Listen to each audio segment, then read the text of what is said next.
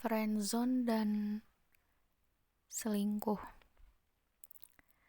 Buat yang ngerasa cowok-cowok katanya aku manang ekonomi, terus aku menyepelekan kalian, ngasih harapan palsu. Kan banyak yang bilang aku tuh tukang PHP.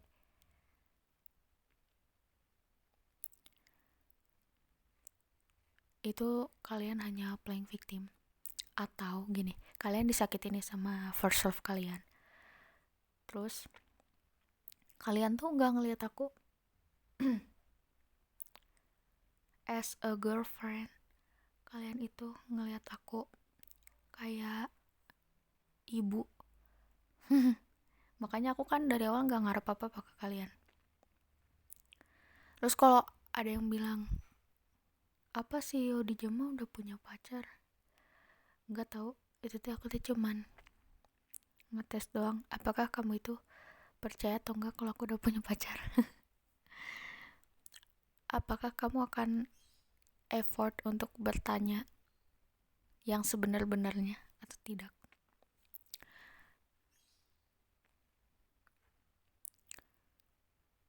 Terus apalagi ya kalau selingkuh. Jadi kalau misalkan gue nangisin cowok bukan karena gue diselingkuhin ya, tapi kenapa kamu bodoh banget selingkuhnya ketahuan aku gitu. Kalau nggak ketahuan kan at least aku nggak perlu tahu gitu. Terus udah mah kamu selingkuh, kamu ngebandingin aku sama selingkuhan kamu yang jelas-jelas itu sapi.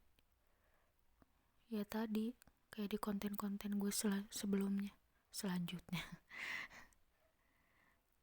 banyak banget yang diklarifikasiin. Iya. Terus ada yang bilang kenapa kamu gak kuliah, ini beasiswa udah banyak tahu yang buka.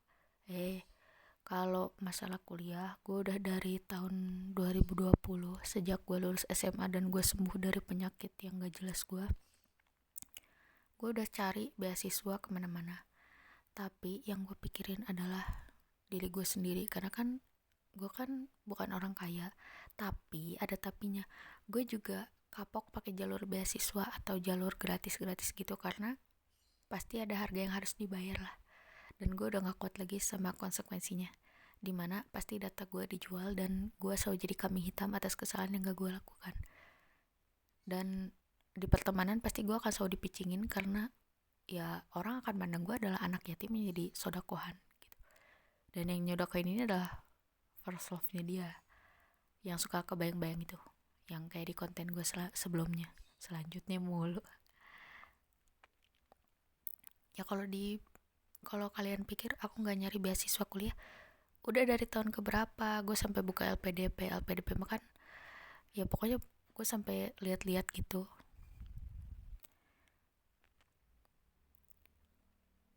Terus universitas yang harganya terjangkau juga gue udah lihat kok. Cuman ya tadi, ya untuk sekarang gue harus benerin sosmed gue dulu.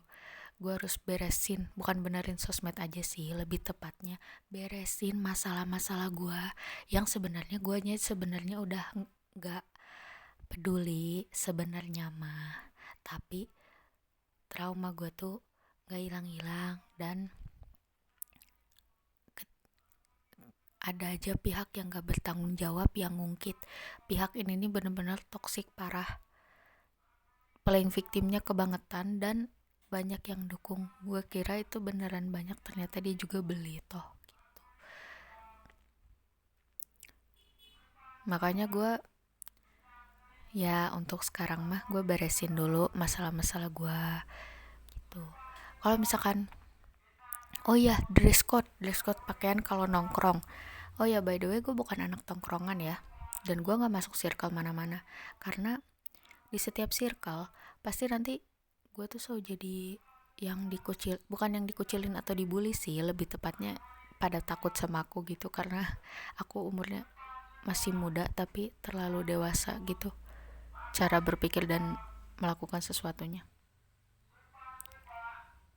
Dan gue pikir mah karena kasus cepu itu makanya pada nggak suka sama aku, atau karena saudara aku yatim, atau karena gue nggak bisa dandan dress code kan gue pernah reuni bareng Unlimis gitu.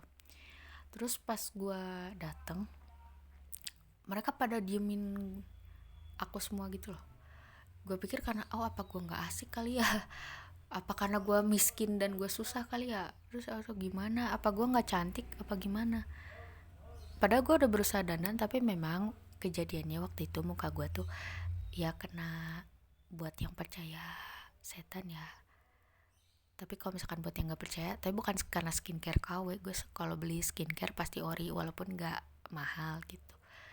Tawado pisan cenah kata yang suka bilang aku kayak gitu. Iya, gue udah berusaha kok, gue udah berusaha skincare dan makeup, kataku juga, karena waktu itu gue lagi banyak pikiran dan stres. Bukan stres gimana, kayak urusan pribadi gitu, banyak banget masalah, banyakan dulu lah daripada sekarang, makanya ngaruh juga ke wajah gue. Padahal gue udah berusaha dandan serapi mungkin gitu, semaksimal mungkin, karena waktu itu banyak orang toksik di sekeliling gue. Jadi ketika gue salah masuk pertemanan aja kali, pertemanan yang gak sehat, dimana gaya itu nomor satu, dan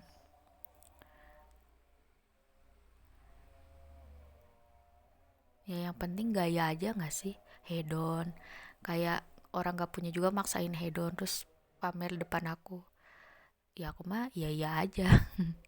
Padahal gue juga tahu kok maksud lo apa, cuman gue iya iya aja lah gitu. biar biar lo seneng dan lo ngerasa lebih kaya dari gue, lebih tajir, lebih ngartis.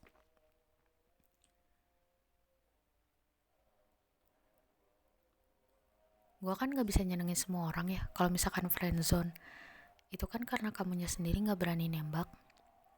Gue kan nganggep temen sebenarnya karena gue gak mau GR gitu loh. Kayak misalkan ada yang ngode-ngode, gue tuh gak mau GR, bisa aja bukan buat aku gitu.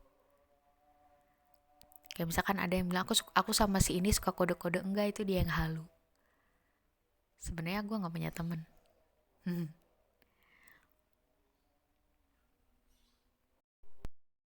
Buat yang bilang gue suka bohong atau omongan gue ini ngelantur dan rancu, lebih baik gak usah dipercaya aja. Jangan berusaha mempercayai apa yang kalian tidak bisa gak bisa percaya. Ya, motivasi macam apa itu? Pokoknya ya jangan, kalau kalian gak percaya udah gak usah dipercaya akunya. Jangan malah kalian bikin-bikin rumor gak jelas tentang aku, yang katanya aku suka bohong dan ngelantur. Ya kita cuman beda aliran aja, beda cara berpikir, beda jalan.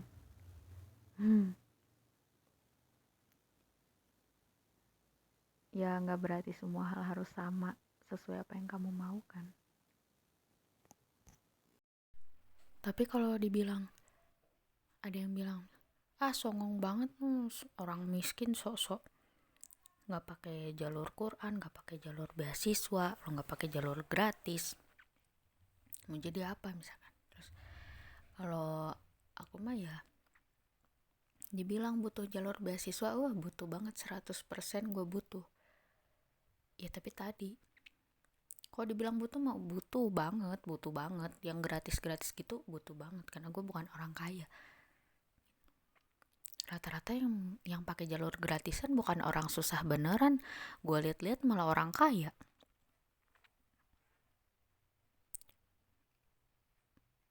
Oh, buat hedon kali. Eksis. Buat yang bilang juga katanya aku suka nolakin cowok, gak tahu. Sebenarnya aku nolak bukan karena aku gak suka sama kamu, karena kita beda aliran. Maksudnya gue gak ngejudge orang yang nikah beda agama atau pacaran beda agama atau nikah beda aliran gitu. Ya itu mah urusan pribadi dia, bukan urusan gue. Tapi kalau gue mah gak berani kayak gitu, gak bisa lah. Bukan gak berani, karena gue kan pernah lah pas SMP gue mesantren di tempat yang bukan aliran gue. Ya jadi sakit ke badan sendiri, kayak emang aliran lo apa, aliran sesat? Enggak, Jadi kayak sebenarnya Muhammadiyah, ya nggak sih? Ya, kenapa aku yang nanya ke kamu?